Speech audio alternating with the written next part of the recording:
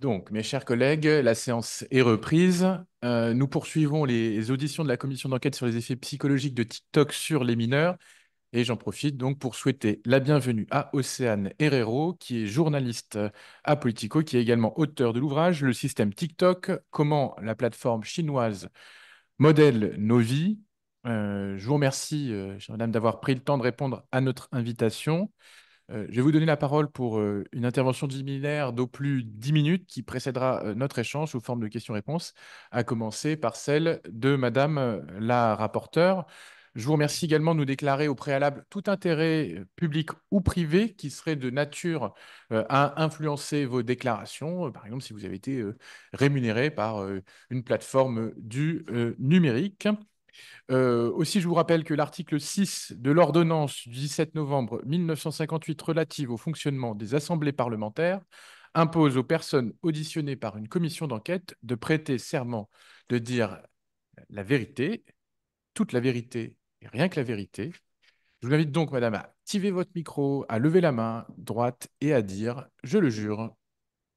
Je le jure. Je vous remercie. Vous avez donc la parole et cela pour donc 10 minutes. Merci, mesdames et messieurs les députés, de m'entendre aujourd'hui. Je commencerai par déclarer que je n'ai pas d'intérêt avec les entreprises ou plateformes dont il sera question et que je suis rémunérée à 100% par le journalisme euh, et par voilà, mon employeur.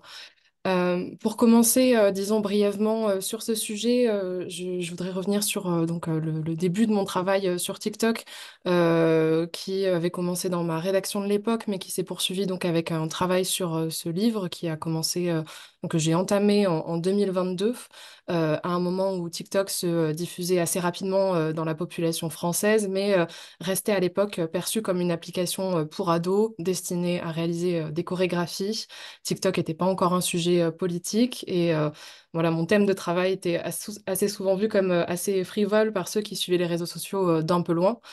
On est maintenant 3 ans plus tard. TikTok a connu une croissance exponentielle et compte, selon Médiamétrie, plus de 22,8 millions d'utilisateurs en France. Il passe en moyenne plus d'1h47 minutes par jour sur l'application. C'est devenu une plateforme où les utilisateurs se rendent pour se divertir, pour savoir quoi porter, quoi regarder, quoi manger et pour des fois même s'informer. C'est un espace de découverte et de formation d'identité avec un fort pouvoir prescripteur qui concurrence la télévision, les sites d'information et les autres réseaux sociaux pour capter notre attention. La situation politique de l'application, elle a aussi considérablement évolué en 3 ans et voilà aujourd'hui donc à évaluer l'impact de cette application sur la jeunesse. TikTok étant parmi les applications les plus téléchargées par les ados et qui, de surcroît, est d'origine chinoise, elle est perçue par les autorités, les régulateurs comme un sujet géopolitique et de santé publique qui nécessite des mesures à la fois spécifiques et souvent fortes. Pour revenir brièvement sur le modèle de TikTok et sur ce qui fait sa spécificité, TikTok repose initialement sur deux innovations principales, un fil de vidéo vertical et immersif et sans fin, et un algorithme perfectionné qui trouve à tout instant la vidéo qui va plaire à l'utilisateur et l'inciter à rester plus longtemps sur l'application, donc à regarder des contenus.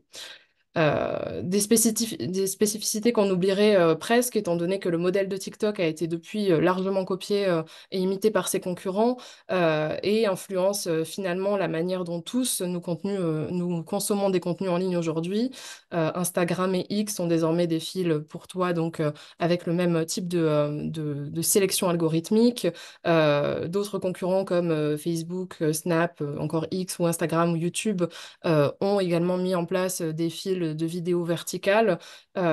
Et donc, c'est une part aujourd'hui importante de la consommation de contenu en ligne, qu'on soit sur TikTok ou qu'on ne le soit pas. Donc aujourd'hui, on peut choisir de ne pas installer TikTok, mais il est très difficile d'avoir une expérience des réseaux sociaux qui n'est pas influencée par le modèle et ce qu'a pu apporter TikTok en termes d'innovation sur la consommation de contenu.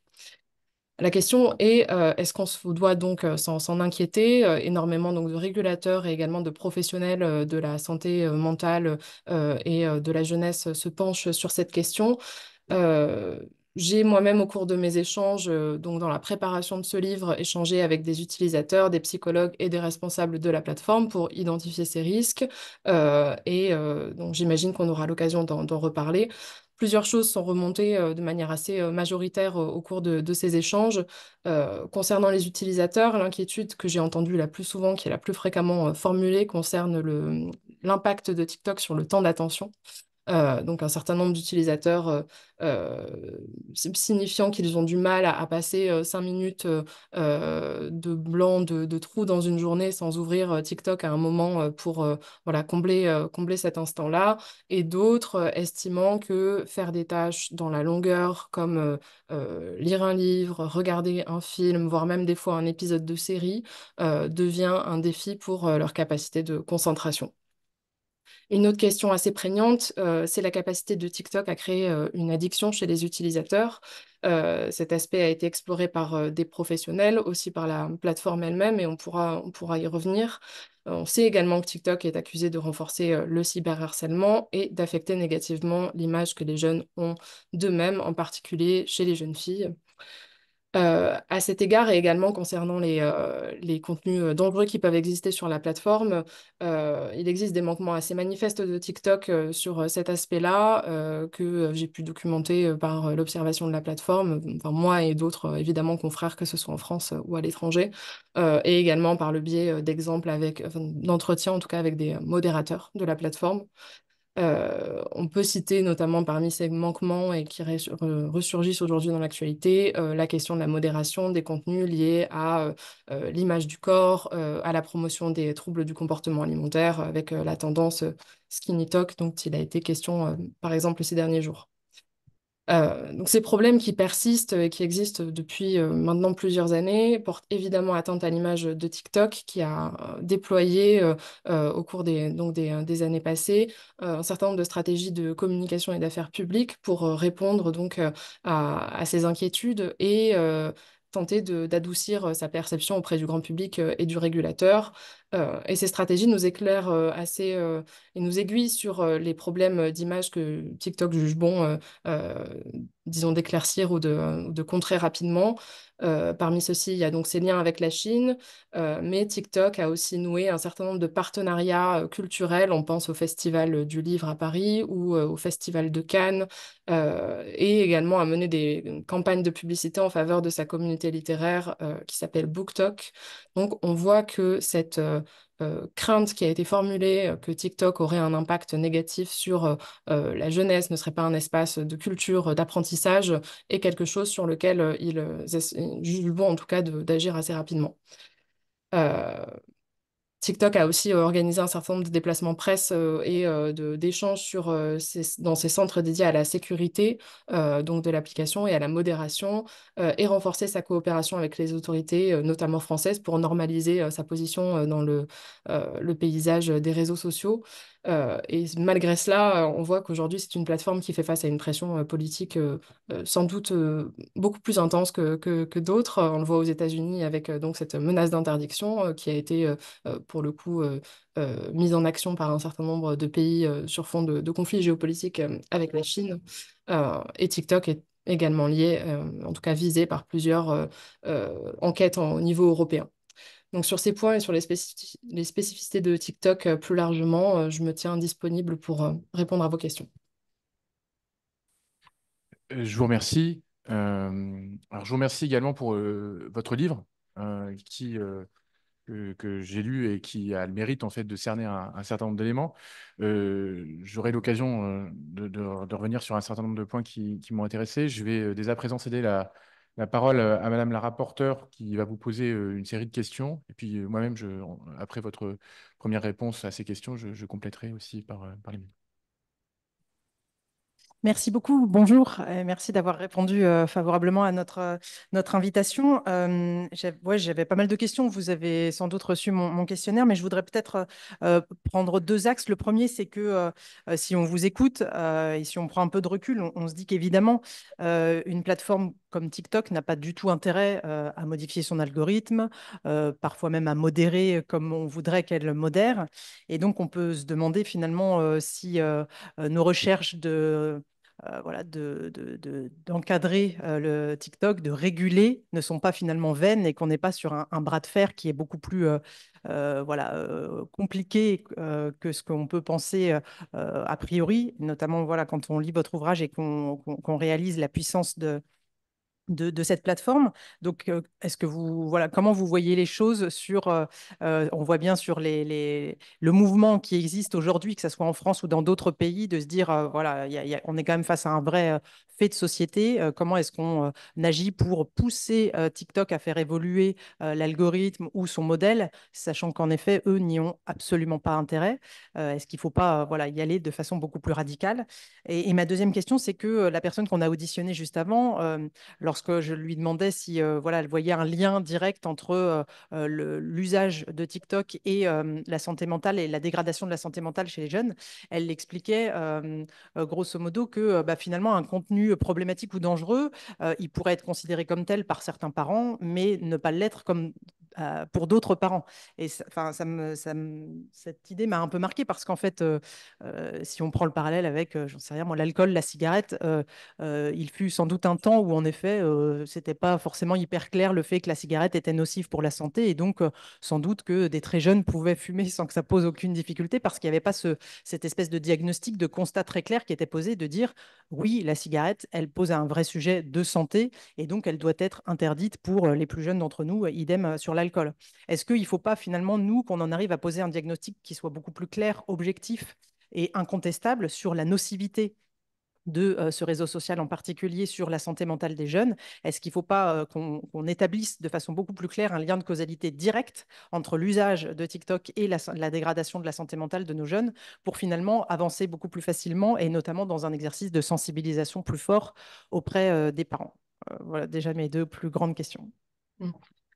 Pour commencer sur la première, qui est donc la capacité de prise sur quelque part la politique de modération de TikTok et sur voilà leur capacité à prendre en compte ces enjeux de sécurité des utilisateurs, j'apporterai une nuance dans la forme, étant donné que on voit que les plateformes ne sont pas immunisées par rapport à une dégradation de leur image publique. Je prendrai pour exemple le cas de X, donc ex-Twitter, qui a assez substantiellement modifié ses règles de modération pour une politique beaucoup plus free speech à l'américaine, et a vu à ce titre bon, un certain nombre d'enquêtes être ouvertes au niveau européen, mais aussi un certain nombre d'annonceurs décider de quitter la plateforme, en tout cas de se retirer le temps de voir ce que ça allait donner. Euh, l- TikTok aujourd'hui tire une part assez substantielle de ses revenus des annonceurs et donc n'a pas intérêt à avoir une image publique totalement dégradée, étant donné que voilà, les annonceurs choisissent les espaces dans lesquels ils estiment que leurs contenus seront les plus valorisés. Donc je pense qu'il y a quand même ce nerf financier-là qui joue, qui n'explique pas tout et ne veut pas dire que la modération de TikTok est parfaite et loin de là. Étant donné qu'on voit un certain nombre de déclarations, disons, d'intention, que ce soit sur typiquement, j'en parlais un petit peu plus tôt, mais la modération sur les contenus donc, qui pourraient promouvoir des troubles du comportement alimentaire, où TikTok dit, voilà, faire son possible pour modérer ce type d'agissement-là, mais en fait, on se rend compte en utilisant la plateforme, en l'explorant, qu'il est très facile de les retrouver. Et ensuite, sur disons, la capacité à modérer, en tout cas à prendre des actions fortes sur TikTok, je pense que la question qui se pose aujourd'hui, c'est comment et sur quelle base on décide de réguler. On voit que les Américains ont estimé que l'interrogation principale concernait les liens de TikTok avec la Chine et donc le besoin de, entre guillemets, dérisquer cette relation-là en forçant une vente donc de TikTok. Euh, et notamment enfin, voilà, de tout l'appareil technique derrière et l'algorithme, ce qui crispe évidemment la Chine. Si on décide en revanche de se centrer sur l'impact de TikTok sur les mineurs, la question va être un peu sur quelle base on régule. Et dans ce cas-là, est-ce que ça touchera seulement TikTok ou est-ce que ça touchera, comme on l'a dit un peu plus tôt, toutes les plateformes qui se sont inspirées de ce modèle-là et tentent d'imiter, disons, la finesse de l'algorithme de TikTok et reprennent le format des vidéos verticales qui est extrêmement similaire, disons, dans l'effet que ça peut produire chez l'utilisateur, pardon. Peut-être juste, est-ce que vous pouvez nous expliquer justement, vous avez rencontré des anciens modérateurs de TikTok. Est-ce que avec ces rencontres, vous avez la capacité de voir comment ils modèrent, de quelle façon, et si c'est en effet partiellement efficace ou pas du tout? Hmm. Alors, j'ai rencontré enfin, j'ai pu échanger avec plusieurs modérateurs qui opéraient sur le marché français. Euh, Ils avaient tous des fonctions assez différentes, étant donné que voilà, la modération est quelque chose qui va être assez segmenté.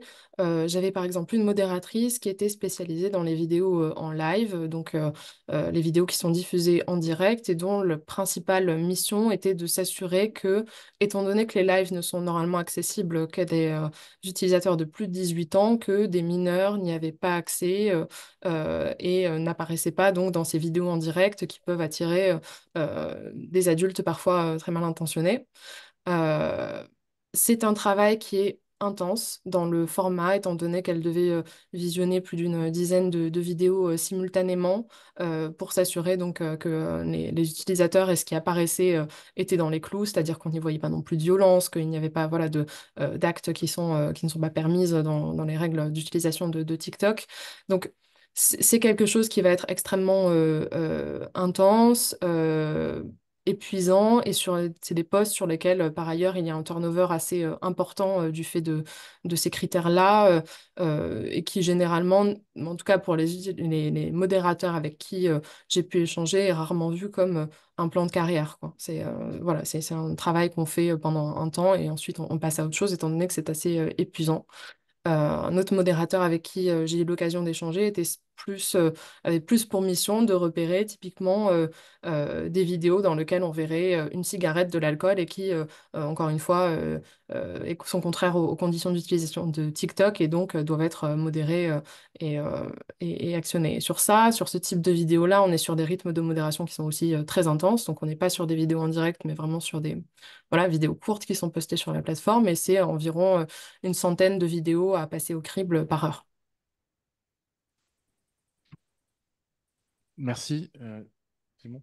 Euh, alors, je vais pointer deux, trois éléments qui m'ont intéressé dans votre livre, notamment vous faisiez une différence entre Facebook et Instagram, en gros, et TikTok, qui disait, bon, en gros, Facebook, Insta, c'est la vie extérieure des gens, c'est la manière dont ils se mettent en scène, alors que TikTok s'intéresse à la question de la vie intérieure. Et j'ai trouvé que cette espèce de dichotomie était particulièrement intéressante par rapport à l'objet de notre commission d'enquête, puisque comme nous, on s'intéresse particulièrement à la question des effets psychologiques de TikTok, on doit s'intéresser à essayer de délimiter ce qui fait ou non la spécificité. Et donc, voilà, cette dichotomie peut, dès lors, nous renseigner ou en tout cas légitimer notre objet, même si, et vous l'avez indiqué, les frontières sont brouillées, il y a des logiques d'imitation qui s'observent.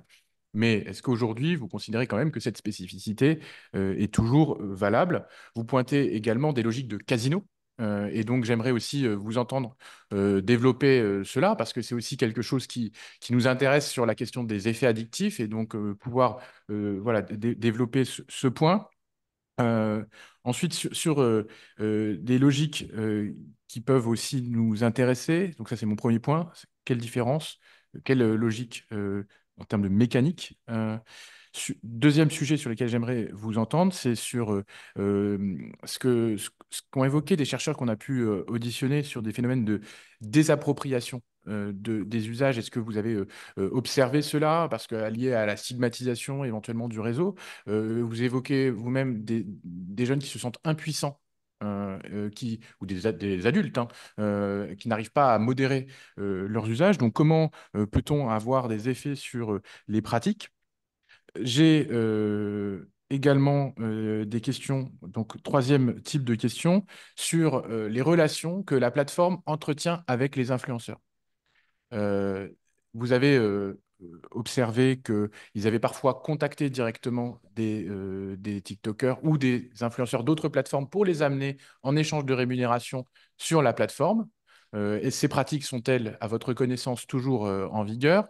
Vous évoquiez également les modalités de rémunération à la vue et que ces modalités évoluaient constamment.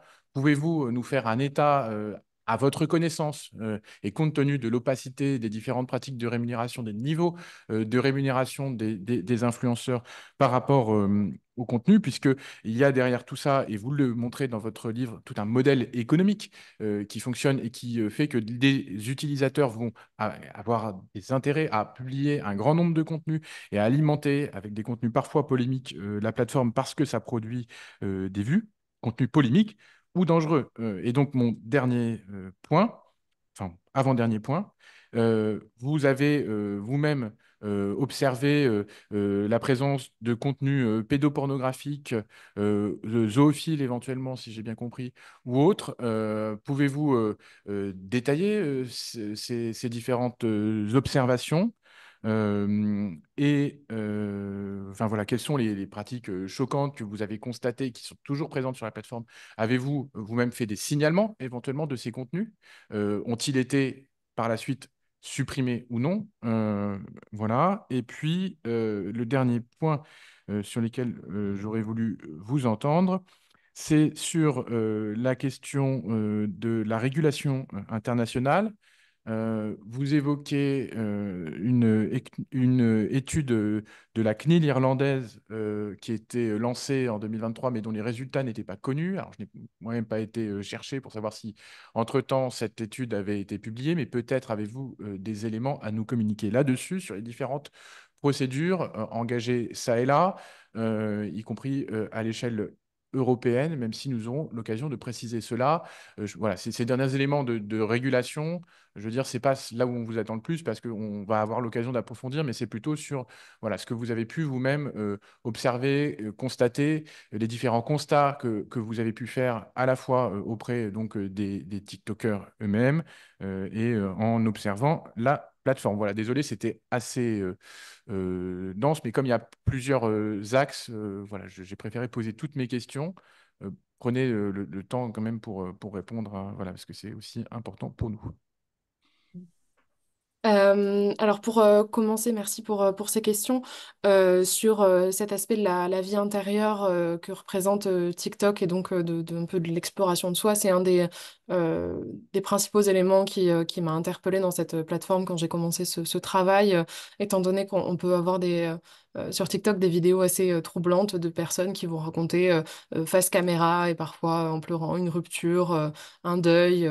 Une déception professionnelle, des choses extrêmement intimes et dont on aurait du mal à voir comment les utilisateurs pourraient le partager sur une plateforme comme Facebook où ces contenus seraient vus par leur famille et leurs proches euh, et où ce serait peut-être moins l'espace en tout cas.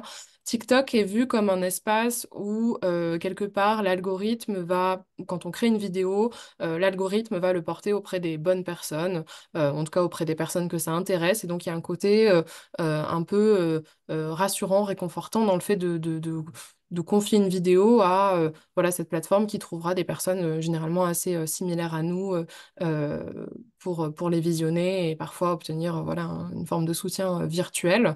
Évidemment, ça a aussi ses aspects négatifs et ça peut revenir mordre l'utilisateur si la vidéo est proposée à des utilisateurs qui ne sont pas du tout sur la même longueur d'onde, peuvent se montrer agressifs ou tendre au cyberharcèlement. Mais voilà, ça reste une plateforme où les utilisateurs ont tendance, à mon sens, à plus se dévoiler que sur les autres.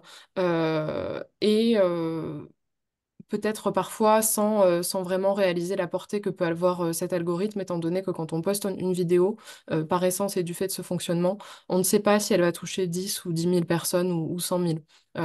Donc il y a quelque part un côté, voilà, c'est ce qui nous amène à cet effet un petit peu roulette pour un créateur de contenu. C'est une plateforme qui peut être, je veux dire, un créateur qui se veut dans une démarche un petit peu plus professionnalisée ou cherche activement une audience. C'est quelque chose qui va être à la fois intéressant et potentiellement déceptif, étant donné que on peut avoir du jour au lendemain une forme de célébrité sur TikTok, mais le lendemain, voir le nombre de vues des vidéos plafonner totalement, et donc être un peu, disons, désemparé par rapport à ce qu'on a proposé à la plateforme et qui ne semble pas lui plaire, et donc à essayer de trouver voilà, des voies de contournement ou d'essayer de plaire à TikTok. En tout cas, c'est quelque chose qui remontait assez souvent avec les influenceurs qui changer un peu en permanence de ce qu'ils m'expliquaient, leur manière de produire des vidéos, que ce soit sur la longueur, sur la fréquence, certains allant jusqu'à 10 vidéos par jour pour espérer que l'une d'entre elles voilà, rencontre un certain succès et parvienne à renforcer leur audience.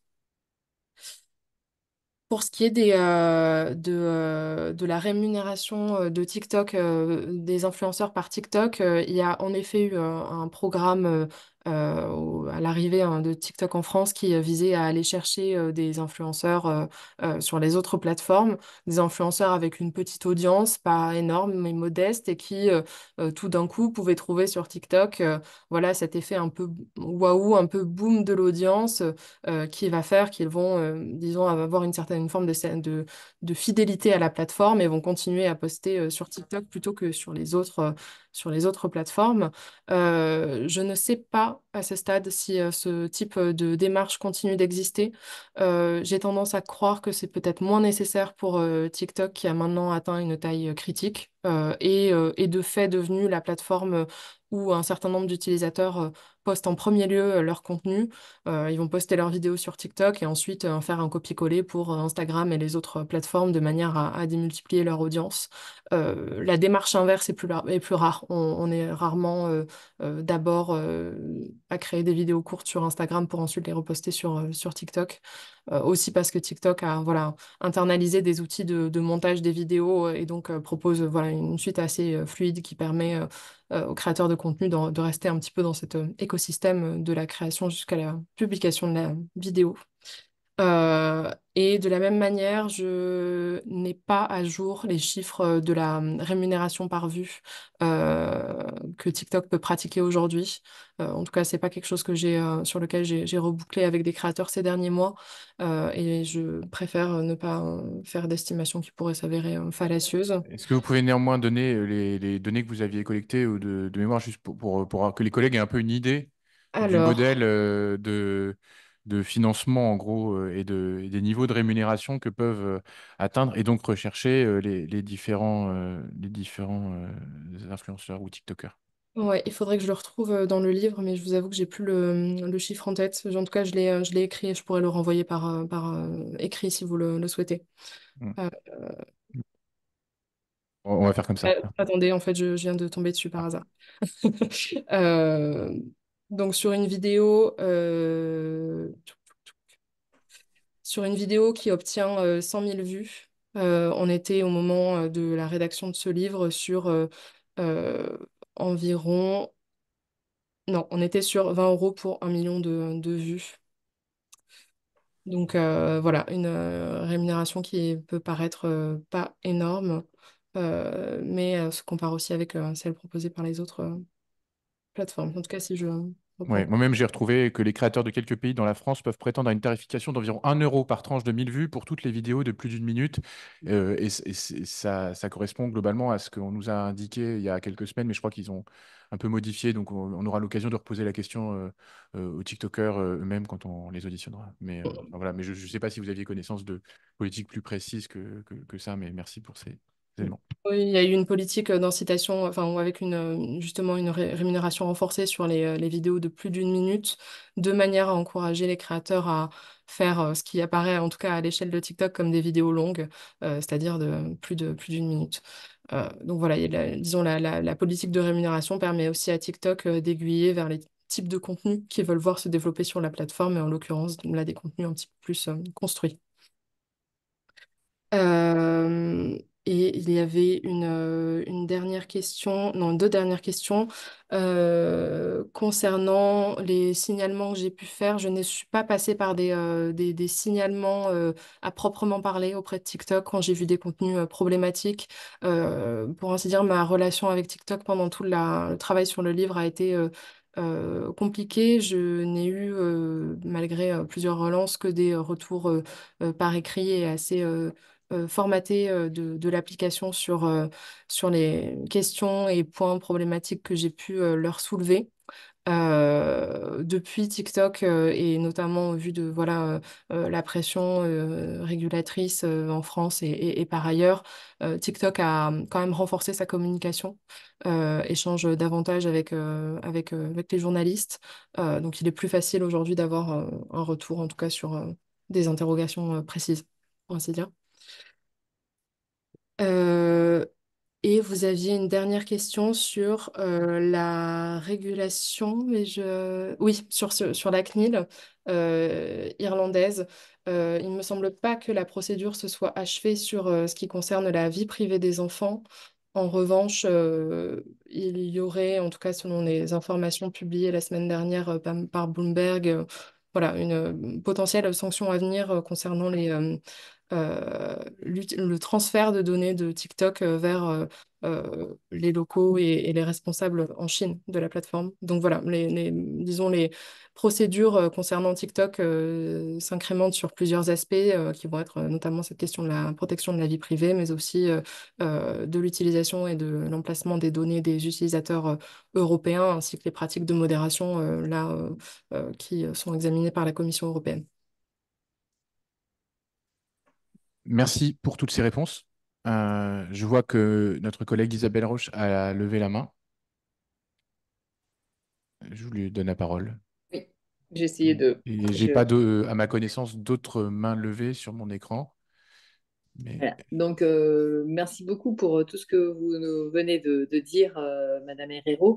Et en fait, moi, j'avais une question à vous poser suite à votre, au début de votre intervention, quand vous disiez les contenus problématiques, en fait, sont faciles à retrouver. Donc, a priori, donc, ça veut dire qu'ils sont modérés. Et comment, enfin, qu'est-ce qui va inciter un jeune à aller finalement chercher ce contenu problématique? Est-ce qu'il va être poussé par d'autres? Et si, quand ce contenu est retrouvé, est-ce qu'il est poussé chez d'autres jeunes? Et quand ce contenu est retrouvé et visionné, est-ce que la personne qui a été chercher ce contenu va être soumise à des contenus similaires ensuite? Donc, en gros, ma question, c'est finalement la modération, quid de la modération quand il y a une démarche volontaire au départ. Et finalement, est-ce que par contamination ou par contagion, elle ne va pas aller enfin, contaminer d'autres. Enfin, quand je dis contaminer, c'est peut-être le mot est un peu fort, mais faire en sorte que les d'autres personnes voient ces contenus et ces contenus problématiques. Merci. Mm, mm. Je prendrai un exemple sur lequel j'ai même vérifié ce matin, concernant les contenus qui peuvent parler du suicide, par exemple, sur lesquels TikTok a une modération, c'est-à-dire qu'ils sont... Il y a un écho, mais c'est bon. Pardon, sur lequel il y a une modération avec un message donc, de prévention qui s'affiche lorsque vous cherchez des contenus de ce type-là. Les utilisateurs de TikTok, pour parler des sujets sensibles, ont tendance à utiliser des mots détournés. En ce qui concerne par exemple le suicide, ça va être le mot en anglais unalive, sauter la vie. Donc le mot suicide n'apparaît pas, mais on est sur cette idée. Aujourd'hui, TikTok applique la même message de prévention quand on tape unalive. Mais si vous changez une des lettres du mot par un chiffre, là, vous retrouvez des vidéos en fait qui vont parler du sujet sans aucune voilà, forme de modération ou de prévention. Donc, il y a toujours un petit peu ce jeu du chat et de la souris entre les utilisateurs qui veulent parler de sujets sensibles. Parfois, entre guillemets, à bon escient, on peut avoir envie de faire de la prévention sur les questions du suicide sans inciter les utilisateurs à, à- à tenter à leur vie. Voilà, ces contenus-là sont assez souvent euh, mélangés. Et par ailleurs, l'utilisateur qui va chercher ces mots-clés-là va regarder plusieurs vidéos sur ce thème. L'algorithme va le prendre en compte et va ensuite alimenter son fil pour toi avec des vidéos qui touchent à ces sujets. Et donc parfois avec euh, pas forcément le recul nécessaire et qu'on peut attendre vu la sensibilité des questions et notamment auprès des adolescents. merci, Thierry Pérez. Oui, merci, Monsieur le Président, Madame la rapporteure. Merci, bonjour, Madame Herrero. Alors, moi, j'ai envie de poser une question un peu projective.